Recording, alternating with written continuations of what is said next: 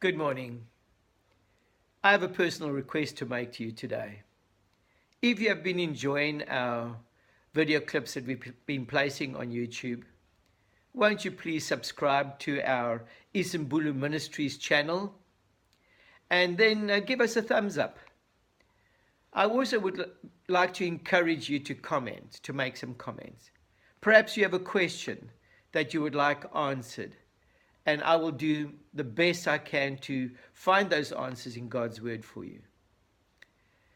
Let's get into our study for today. Today, I would like to help you to see that there are some practical lessons that we can learn from Nebuchadnezzar's experience.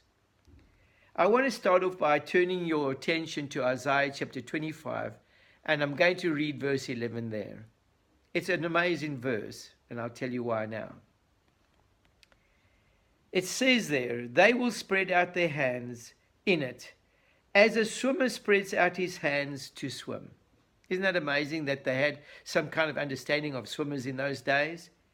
But then it says this, God will bring down their pride despite the cleverness of their hands. Sometimes when we do great things, when we achieve great things, as perhaps a swimmer in winning a gold medal, and it goes to our heads, God has a way of bringing us down a peg or two. Deuteronomy chapter 8, verse 17. You may say to yourself, my power and the strength of my hands has produced this wealth for me. But remember the Lord your God, for it is he who gives you the ability to produce wealth, and so confirms his covenant, which he swore to your forefathers as it is today. It's true, friends. You might be successful because of the work of your hands. But don't forget that it was God who gave you the strength and the ability to actually make that silver. Let's get back to Daniel chapter 4. In Daniel chapter 4, I want to read again that verse 34.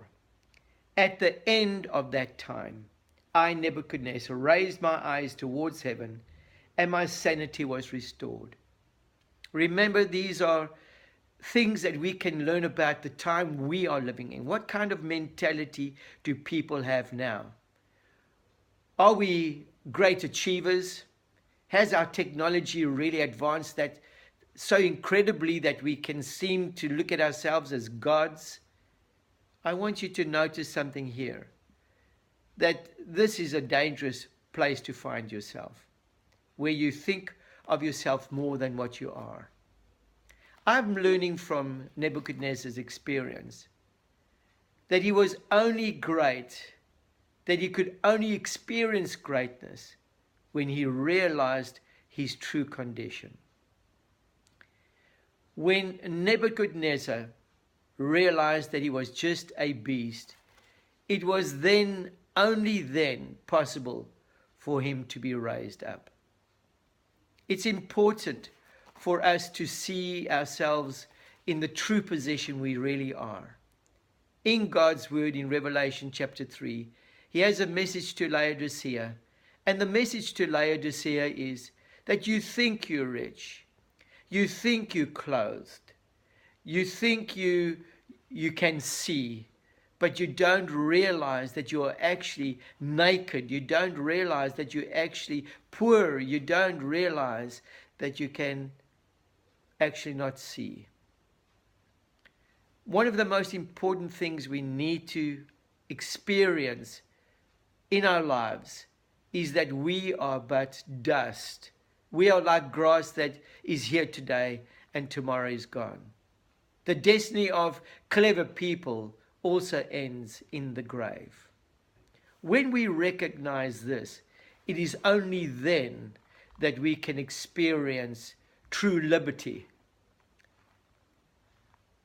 It is impossible for the human self to develop without first knowing its limitations.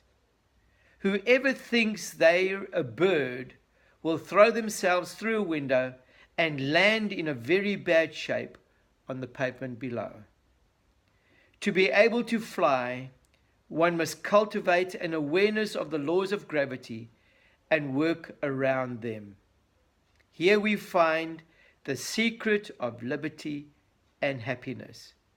I want you to know that Nebuchadnezzar became a beast when he thought of himself as a god and looked down from the roof of his royal palace. But he regained his humanity when he knew himself as a beast and looked up from the dust of his animal abode. You see, only when we see ourselves as we truly are can we experience greatness. It is my hope today that if you are proud-filled, that God will help you to recognize your true position. And then when you recognize your true position, may you raise your eyes towards heaven. God bless you today.